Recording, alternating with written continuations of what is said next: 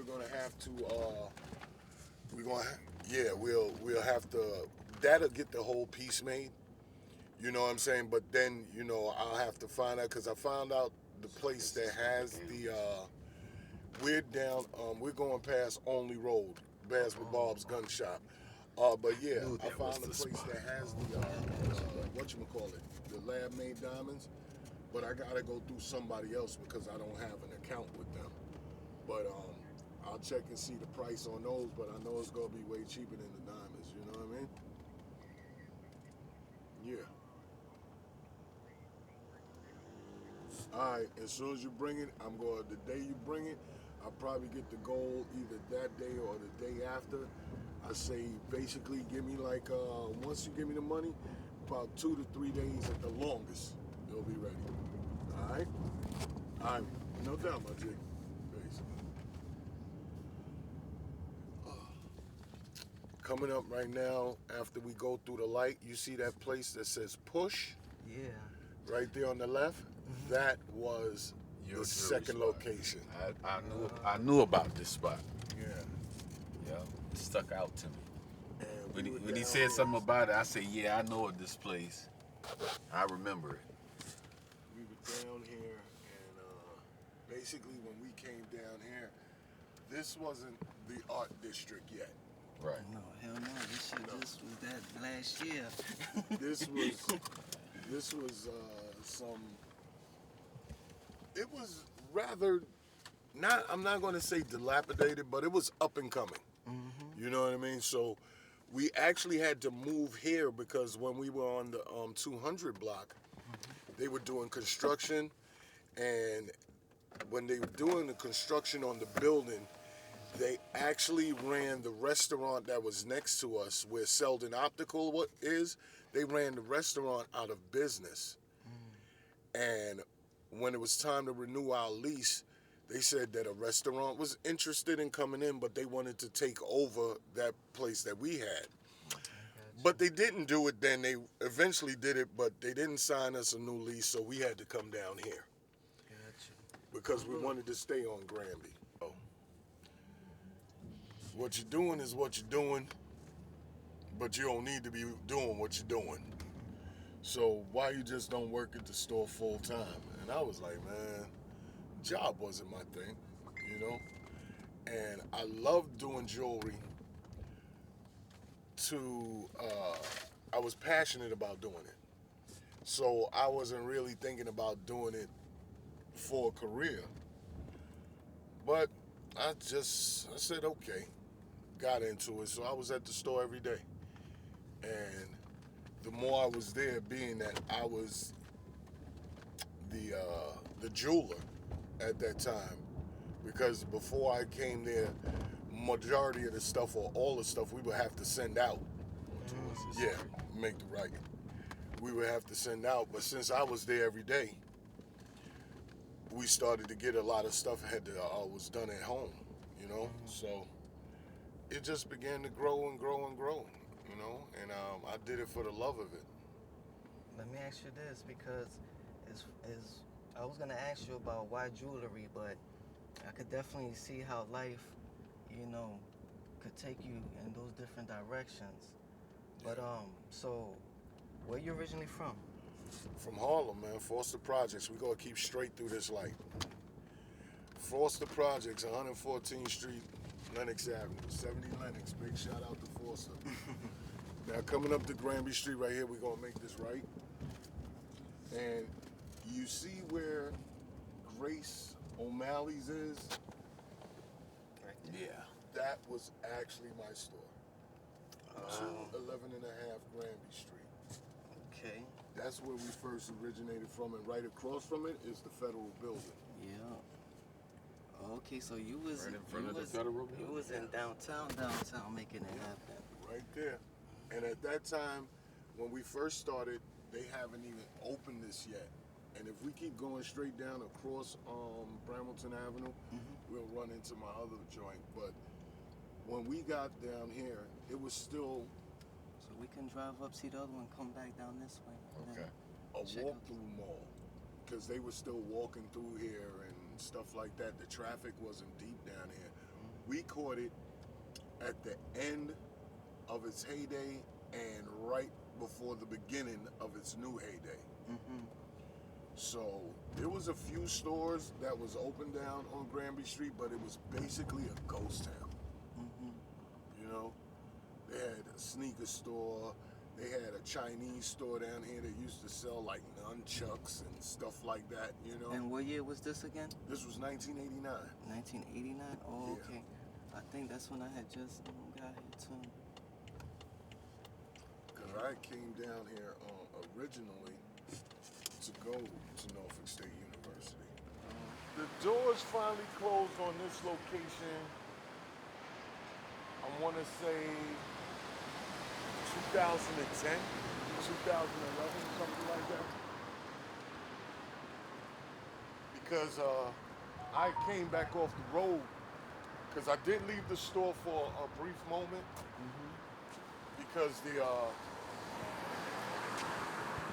the economy started to shift, and I saw people weren't buying jewelry like they used to, and the young ones didn't revere jewelry as we did, you know, and the prices started creeping up around that time, and I had left and I started driving trucks. I went and drove trucks for like 2 years, and then as that was starting to decline with so many truckers coming out there and them automating the system, I came back to jewelry, you know.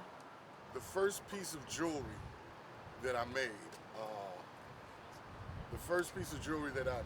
for a celebrity or a star, whatever you want to call it, was Sadat X. We made Sadat X a round ring, but it had an X on top of it, diamonds behind it. The first piece of jewelry I sold to a rapper was a roulette wheel. I mean, it had a diamond that spun around. It looked like a roulette wheel, and it was to Redhead Kingpin. A lot of people probably don't even remember his name, but Future Rut. yeah. There you go. But that's the first one, and the first repair that I did for a rapper was Big Daddy Kane. A diamond came out of one of his nugget rings, and I reset the diamond. But then through that, I mean, I did a double B necklace for Bougie. He came down to the north, and he was doing a show, but he was out the next morning. I opened up the show. Oh, all right, that's cool. There you go. And he said, yo, I need this before my flight. So I basically went and grabbed all the stuff. He gave me the deposit. I went and grabbed all the materials. And I came back up in here after work. I started working on that thing about 8, 9 o'clock.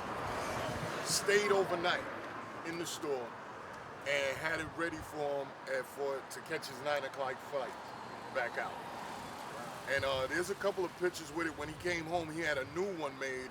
I wish he would have called me or remembered me to make the new one for him. But yeah, and it's all kinds of customers or clients that we have. From, I mean, the elderly to the young ones purchasing their first jewelry. Well, do you plan on having another kind of brick and mortar joint, or no? Never. Not no more. I feel it. I feel as though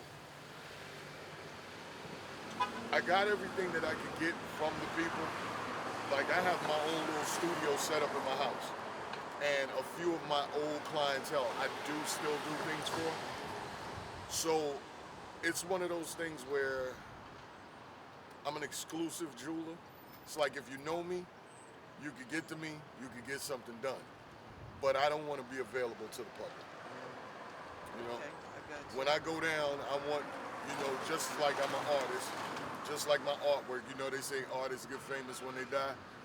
I want that type of thing. When I leave here, people that have my jewelry, it's a select few, you know? One thing for sure, from what I've heard from people who have come by here, and also like the whole scene at the time, a lot of people said that you actually did a stamp here because a trendsetter here, because a lot of people didn't have nowhere to go unless they were gonna go to New York or somewhere outside of here. You know what I mean? So I can definitely honestly was, say, you know, yeah, I we think were the you first. made it definitely the little trend Yeah, right there. Like, we were actually the first custom jewelers and of color mind you, in this area.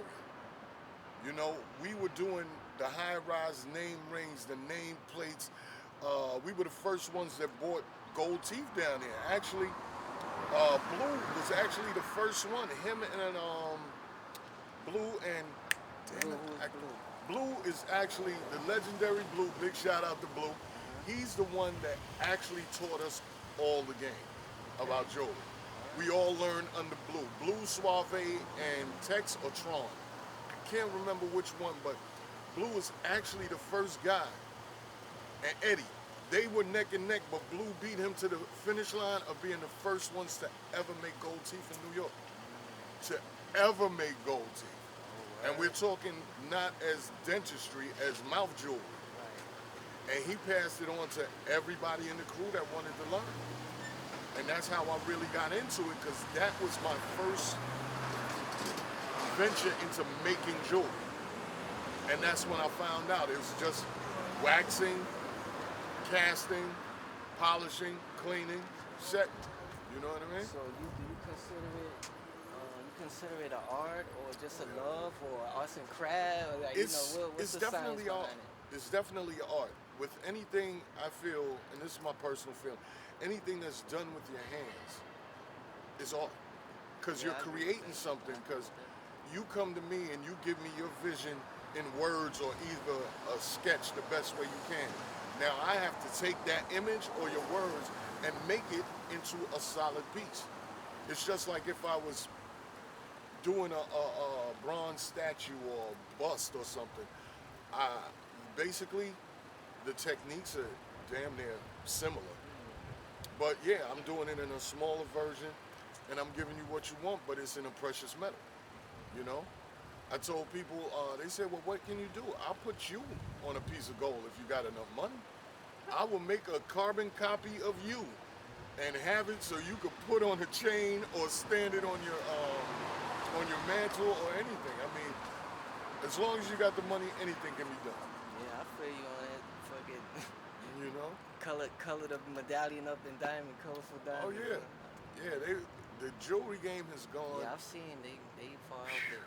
Yeah, it's no limit to it. When I started, it was hand carving.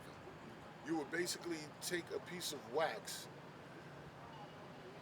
put the image on the wax, and you basically had to take wax carving tools and carve the wax away, like wood carving.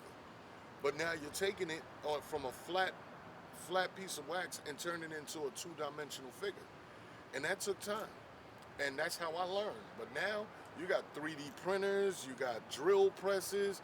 All you got to do is learn how to work the computer and send it, and the machine does all the work. Still money? Is there still money in the business of jewelry, or? It is and it isn't. The reason why I say that is because now, since gold is at an all-time high, you can't, easiest way to explain it, you're from around my era, you remember the little name rings. You used to pay like $1.50 for a name ring. Now that same name ring will probably cost you $400 or $500. Yeah. A Cuban link that you used to pay $1,500 for, we used to call it the $1,500 Cuban. It was the Miami Cuban, but it was the smaller one. At $1,500 you could get it. That same one now, $6 grand. Yeah, that's the truth. You know, the jewelry has gone up, so now that's why I think the guys are wearing smaller pieces now, because it's so expensive to have something so heavy. And hollow. Yeah, a lot of hollow jewelry is going on. You know, the stuff we used to wear back in the day, I mean, you could damn near tie down a bike with it. You know, you could take your rope chain off or your Cuban off and lock it up on the bike, and it was good. But now it's just so much. It's gone back to jewelry. Gold has gone back to the elitist status. Back in the day, it was people that could afford it. They had it. If you couldn't afford it, you didn't get it. And then obviously on a deeper level, it has to do with the economy and all of that. You know what I mean? And how gold should have been, considered. Yeah. As opposed to the paper money. Oh yeah, because we're supposed to be promise, backed by gold. The promissory note. Yeah, we're supposed to be backed by the gold thing, but We all know if you pay attention, no, our money is backed by a wish and a dream. But I tell people, if you do still have your goal, keep it. I would go and get supplies and pull up right here, get out, open my door, grab the supplies, and go in. The cop actually used to wait till I was inside and put the ticket on my car for not putting money in the meter. And I used to come out and be like, dude, I work here. I'm like, come on, I'm just unloading. You need to put money in the meter. I'm like, dude, I park in the back. You know what I'm saying? But they will always catch me, man. And the shit pissed me off. And then I come down here after I leave the store, and the first thing I see, no parking meters. Oh yeah. All of this free ass parking. Nobody's getting tickets now. I was like, why they couldn't do that when I was here? Telling you. It pissed me off, man. As a matter of fact, them motherfuckers kept my sign. That's my closed and open sign, yo. Damn, they couldn't buy a new one. Because it used to be red on the top and the bottom, like the hands. You see all the sunlight, they done weathered it out. They didn't even buy a new one. It's damn sad, man. Can I get my sign back? But this was my spot, man.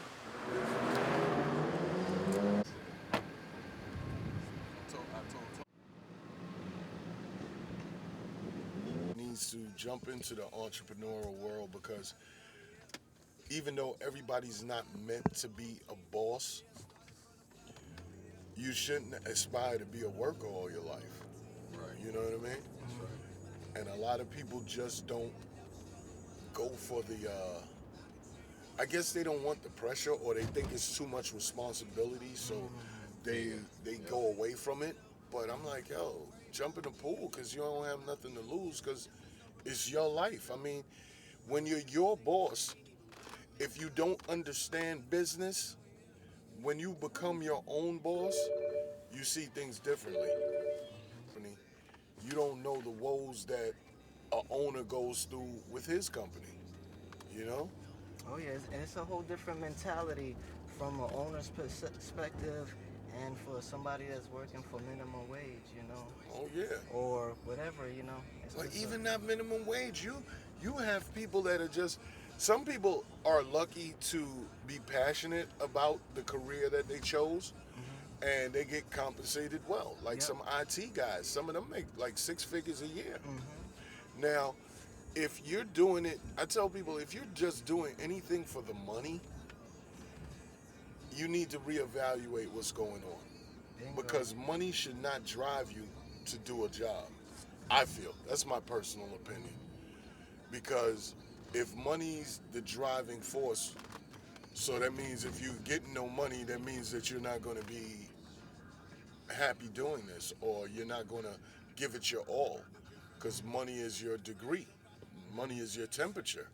The more money, the happier I am. So if that's your play on life, I'm like, you don't have a passion for anything, You don't have a foundation.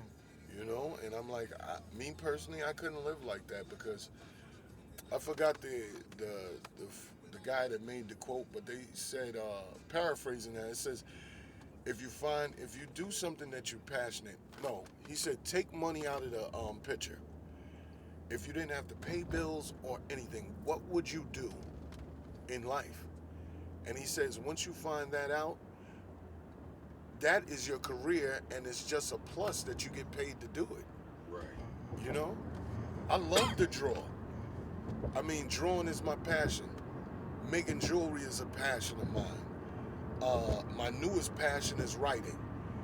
And if I get paid doing those things, it's not a job, you know? I found a niche and now I get paid for that niche, but I would do it even if I didn't get paid. That's the thing. And it's hard to find something like that because, you know, the society in which we live, it is money driven. You gotta have money to pay your bills, you gotta have money to eat, clothe yourself, and those are necessities. That's not even wants. So it depends on how you want to live your life, how your lifestyle or your lifestyle choices. and I guess you go from there. Me, I tell people if you live beneath your means, you'll be happy for the rest of your life. You know? No doubt, no doubt. Things that, we gotta tell these people coming up, and it's not even an age thing, man. You got 30-year-old, 40-year-old, 50-year-olds that, still trying to figure out what they Oh yeah. what they gonna do. A lot of people are not happy in this No. world, man. So A lot it's of just people about elevating. bullshit. What do you think about what's going on today as far as Black Revolution going on? Hey, I got a couple of points on this. Number one,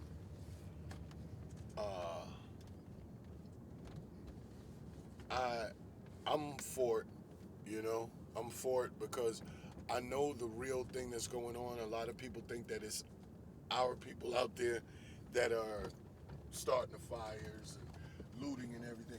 There's a lot more opportunists out there that I think than people out there for the cause. And in any kind of revolution or any kind of uprising, there's always going to be damage. Always. Every war, there's going to be lives lost. But I think, well, I hope from the bottom of my heart that my people wake up and we keep this going. We don't get pacified, because they're good for giving us a little piece of chicken and keep us quiet, But I don't want us to keep quiet. And if we got to burn down the whole Roman Empire, I'm with it. But my thing is, I don't want to hear from anybody. I don't want to hear from any celebrities at this point in time, because I feel that once you make a certain amount of money, your brand is more important, and you're really not a part of the struggle. You're not a part of this struggle. You know what I'm saying? Because yes, the police may come and harass you, but then it's, oh, I didn't know that was you, Mr. Hart. Or, oh, I didn't know that was you, LL. I'm not going to get that. I'm not going to get, oh, I didn't know that was you, Snake. Right. You know what I'm saying? So from the standpoint of celebrities, if y'all not doing for your people from your level, that's all I would ask of you. But you coming out saying, yo, we don't need to be tearing this up, you don't know because you're not angry. You don't know because you're not disenfranchised right now. Right. You're not walking in half of these shoes out here. And stop talking to us about it. You see how many videos, you got white people jumping in and out of these stores too? You want to break in them open? Yeah, you know what I'm saying? So I'm like, this is not us. We're not looting by ourselves. No. And if you believe everything that you see in the television or the live vision, you need to really wake up. Okay, so earlier, man, we were talking about the agenda that we need to have to make a change. I just wanted to get your thoughts on that a little bit more. Well, we definitely need a plan, and the plan has to, first of all, start with us.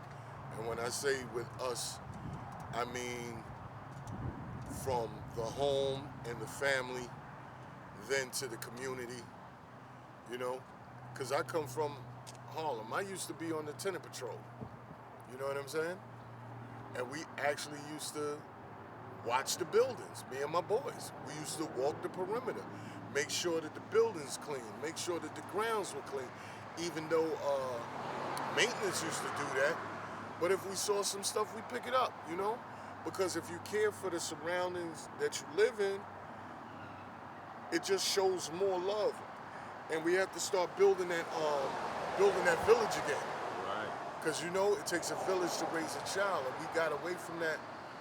And I don't know how we got away from it, but we did. And I think when we let that part and aspect go of our culture, that it really started a decline. Right. In the black unity, in the black family, in the black community. Because now everybody is for self.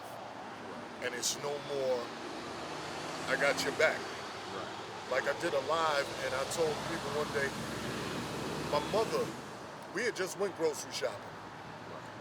And the next day, mommy made me go uptown to like Met because they had chicken on sale. And I was like, Mommy, we just went shopping. She said, boy, don't ask me no questions. Go up there and get me the chicken. So I went and got the chicken, came home, and then she said, take the chicken to Miss So-and-so. Right. Me, you're not supposed to question your elders, but me thinking, okay, they must be doing some cooking thing, and she's cooking the chicken. And I went and gave her the chicken, and she told me, tell my mother, thank you. Years later, found out that lady didn't have any food in her house. Right. And my mother did her part. You feel what I'm saying? Take some weight.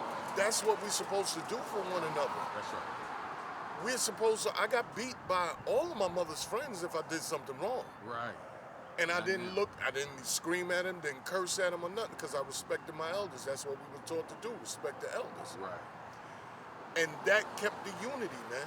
Right. It's a great big disconnection between the youth and the elderly. What do you see as a solution to bridge that gap here in our own community?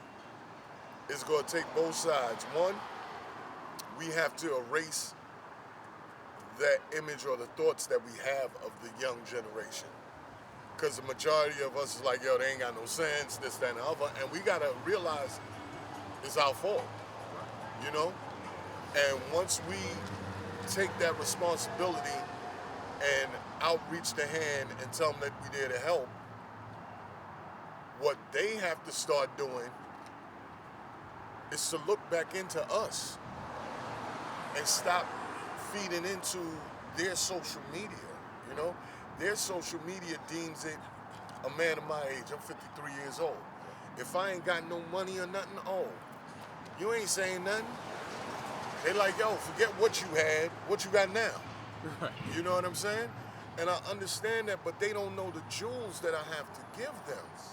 Yeah, nuggets. They think it's just about money. Right. This new generation respects the money. They don't respect the person. Me, I don't respect your money. Because I told a person, if you're an asshole without money, you're an asshole when you got money. You're just a richer asshole. It's your integrity, it's who you are. The money should never make the man makes the money. And that's the younger generation, they respect that paper.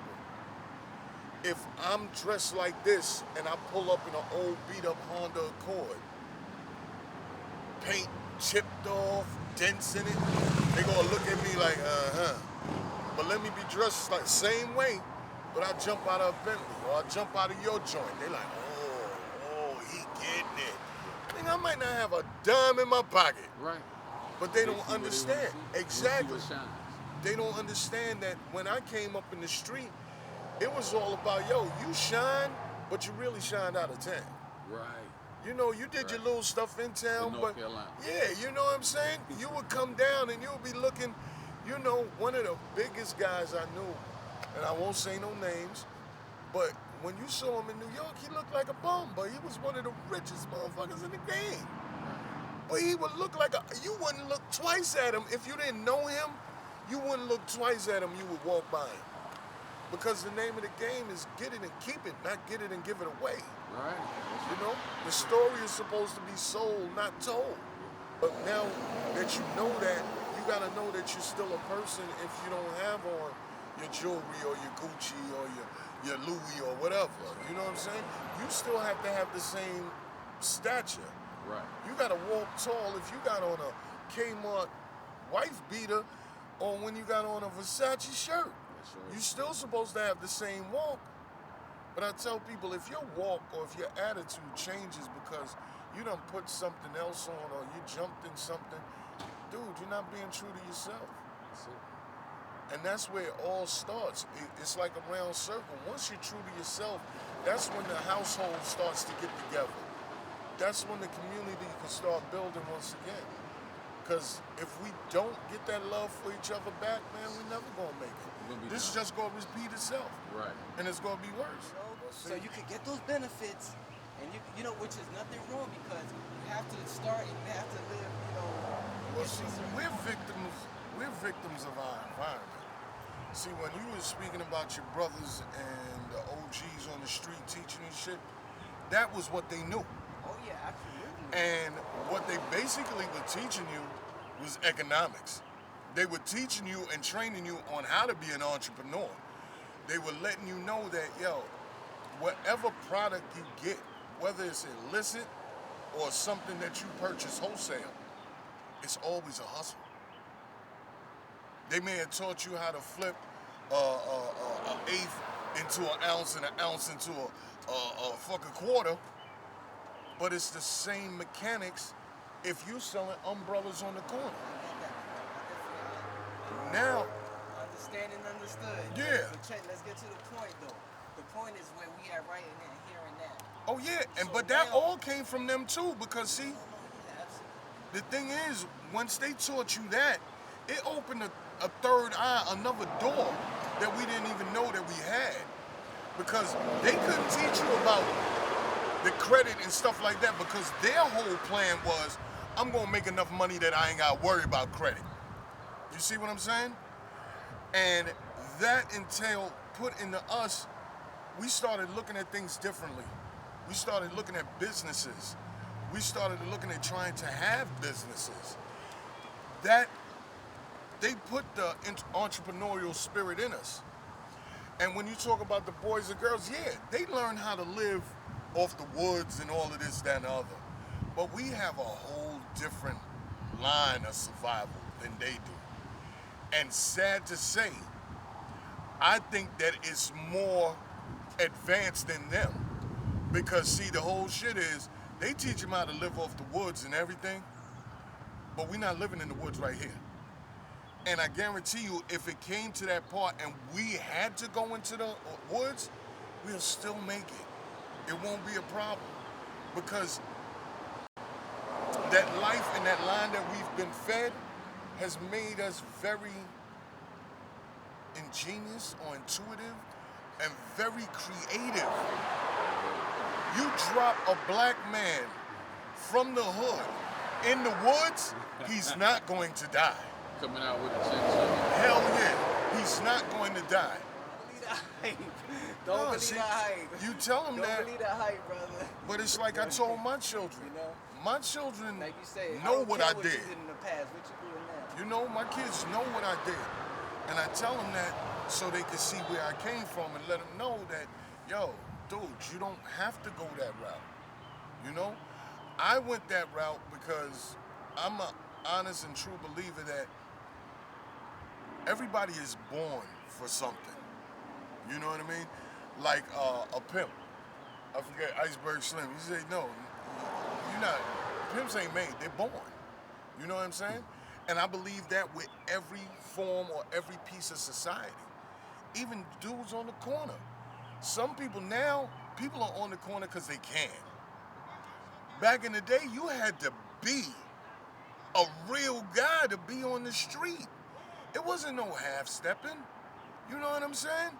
So you were either born into this thing and that was your drive and that was your thing, or you didn't do it. And see, back then, it was set up like a corporation, because you had the president, you had the CEO, you had everybody, man. A runner didn't play CEO position. A bagger didn't play a runner position. Everybody played their position. You got in where you fit in until it was deemed that you were promoted. If you didn't get promoted, you stayed there. Now, you could choose to stay there all your life, or you could say, yo, I'm getting out, I'm going to get a job at Jiffy Lube. You know what I mean? But the majority of people stayed in that world because of the money. You got to tell it straight off the back. Motherfuckers did it for the money. Did it for the money because it was quicker to get $1,000 on this corner than I was going to make in 40 hours in a week. I wasn't getting no $1,000. Ain't no way. You know what I'm saying?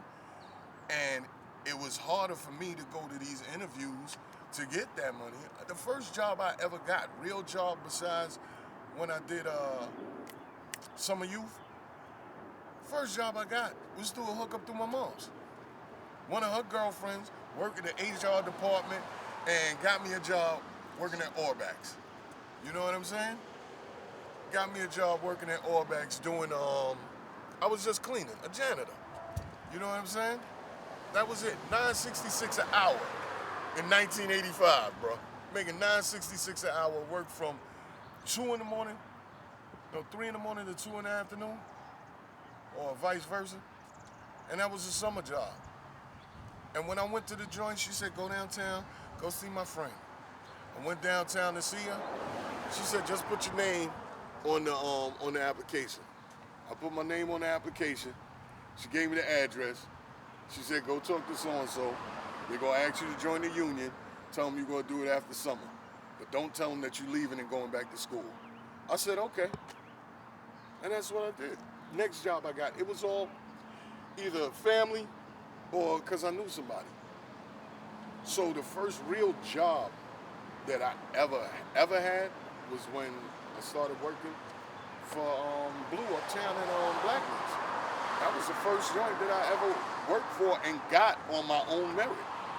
Real talk. And it was so funny because I was up in New York that summer, and I was going places handing out my resume because I really wasn't up there to be working no way. But since I was in Mom's house, I had to act like I was getting a job. So I would go downtown every day with the resume and just hand them to people. I ain't even wanting people to call me for real. And after I would be downtown, I would go uptown and sit in the store and chill with Blue and all the fellas, you know what I'm saying? And then one day Blue was like, yo, I was dressed, because I was actually going like I'm going to an interview. He was like, man, you really passing out your resume? I was like, yeah. He was like, man, let me see your resume. I showed him my resume. He was like, oh, this is a real resume. I was like, yeah, dude. He was like, what, you trying to get a job? I was like, not really. But I got to put the front on for Mom's.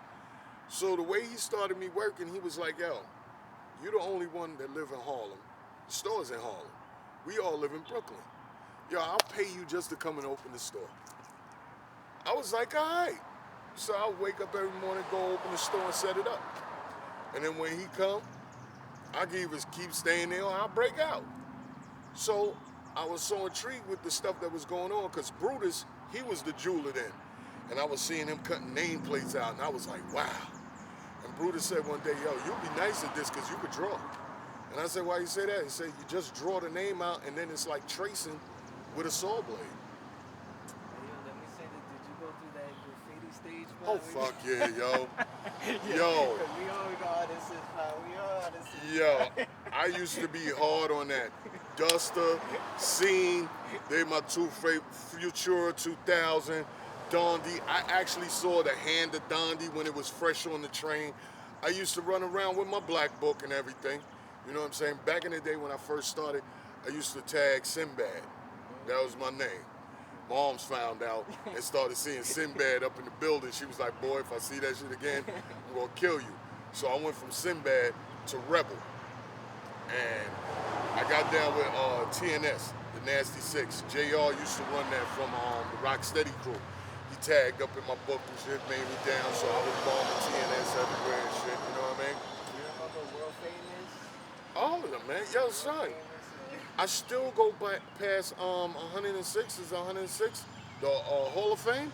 When I'm in New York, I go by the Graffiti Hall of Fame all the time, man. And I sit there and I just look, yo, I'm so amazed. If I would have stayed deep into it like they did, I don't know where my graph would be right now. I still got some stuff with me. I could still drop a nice wild style, and you know what I'm saying? I could still drop some joint with some love in it, you know what I mean? But some of the stuff they coming up with now, I mean, the game has changed. You don't even have to make fat caps now. You used to have to make fat caps and all of that. Now it comes, you get fat caps and everything. I'm like, yo. Seen the one too. They got this gadget where you put the two cans together. It has the attachment for the two cans so you can mix the two colors. Yeah. At the same time. Everything has changed. Everything has changed, man. I saw a chick, it was a chick in China. She had like the spray bottle for like the weeds and stuff. She was tagging with that, yo, the joints was coming out this far. I was like, oh my God, yo.